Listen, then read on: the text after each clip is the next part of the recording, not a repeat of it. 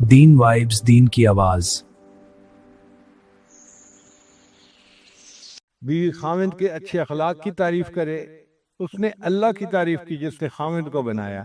ہم آسمان کی تعریف کریں، زمین کی کریں، سمندر کی کریں، درختوں کی کریں، پھولوں کی کریں، پھلوں کی کریں، وہ ان کے پیدا کرنے والے پروردگار ہی کی اصل میں تعریف ہے۔ تو تعریف اللہ تعالیٰ ہی کو سجتی ہے، اس لیے الحمدللہ ان دو لفظوں نے اللہ رب العزت کی عظمت کے مضامین کو سمیٹ لیا۔ پھر آگے رب کا لفظ ہے۔ رب کا معنی ہوتا ہے آقا، مولا، کسی کو تربیت دینے والا، پالنے والا، اس کو رب کہتے ہیں۔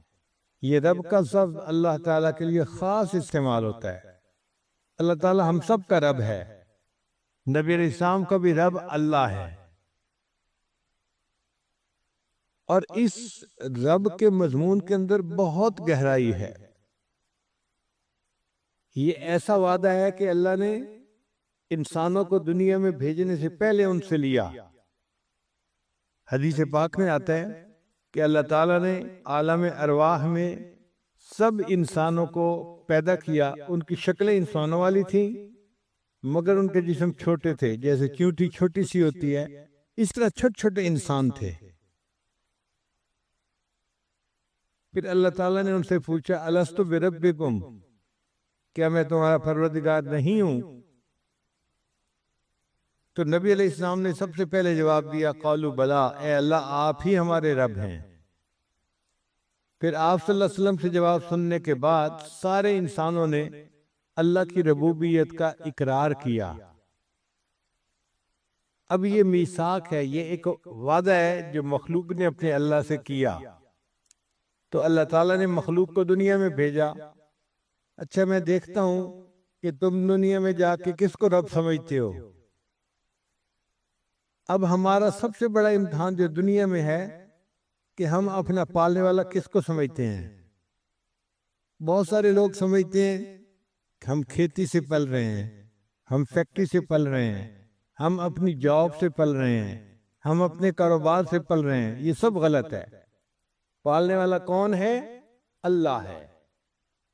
جس طرح پہلے زمانے میں لات اور منات کی نفی کی جاتی تھی، اسی شد و مد کے ساتھ اس کی نفی کرنی چاہیے کہ ہم فیکٹری سے نہیں پل رہے، دکان سے نہیں پل رہے، کھیتی باڑی سے نہیں پل رہے، ہمیں اللہ پالنے والا ہے۔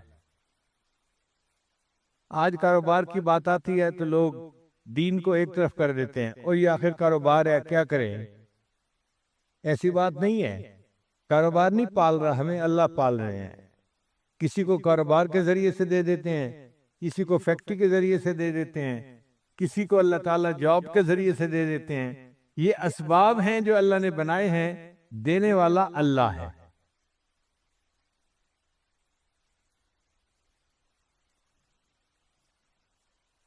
اس کی مثال آپ یوں سمجھیں کہ جیسے ایک بچہ ہوتا ہے نا، تو اس سے تو سب عورتیں مہربان ہوتی ہیں۔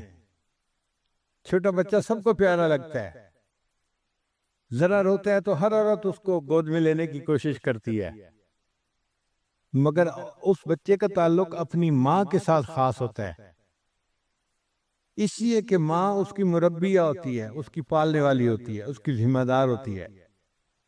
اور بچہ اماں کا نام پکارتا ہے تو ماں ہل جاتی ہے، تھکی ہوئی ہو، نیند میں ہو، جو مرضی ہو، فوراً اٹھ کے بچے کی طرف بھاگتی ہے، میرا بیٹا کیوں مجھے پکار رہا ہے، اپنے بچے کی بات کا جواب دیتی ہے، اس کی ضرورت کو پورا کرتی ہے۔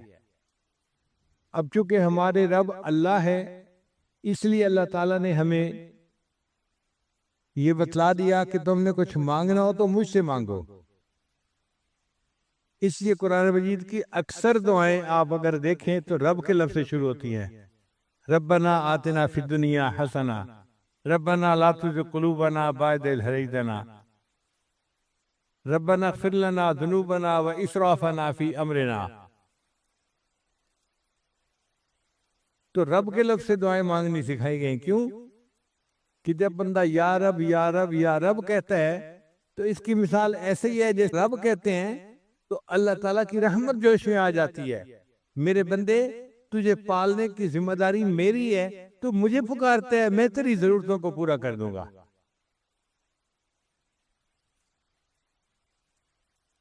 اب پوری زندگی ہم نے یہ یقین بنانا ہے کہ ہمارا رب اللہ ہے، اسباب سے نظر ہٹا کے مسبب الاسباب کی طرف لے جانی ہے، مخلوق سے نظر ہٹا کے اللہ کی طرف لے جانی ہے۔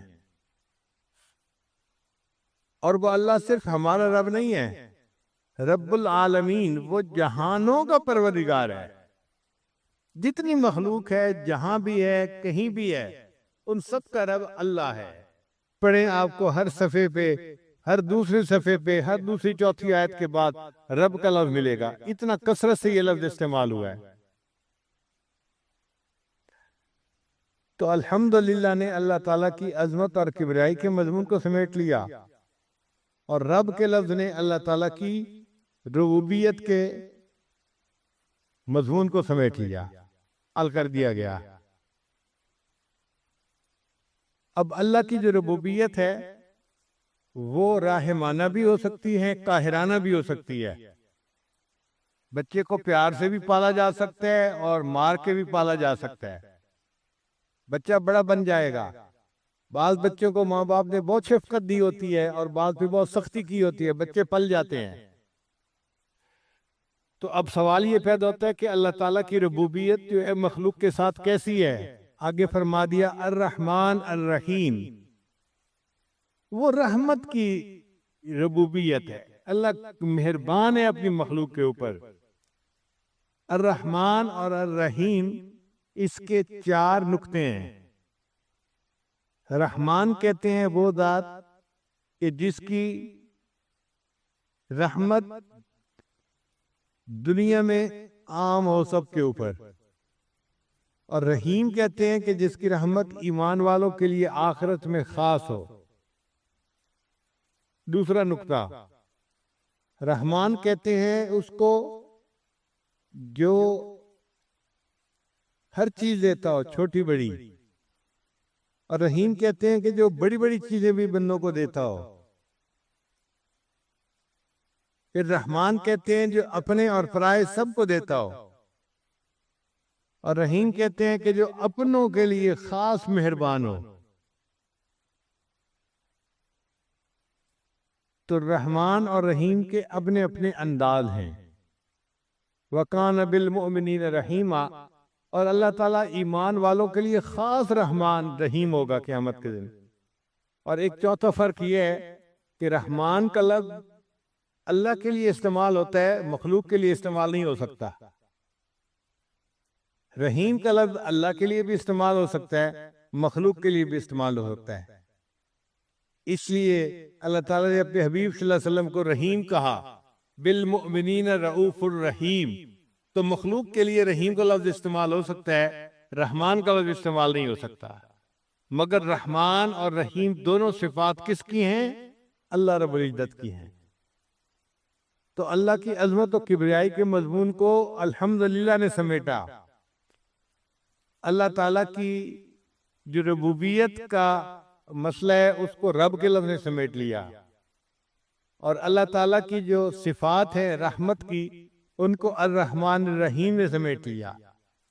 پھر قرآن مجید میں قیامت کے دن کا تذکرہ ہوگا تو فرمایا مالک یوم الدین، اللہ تعالیٰ قیامت کے دن کا مالک ہے۔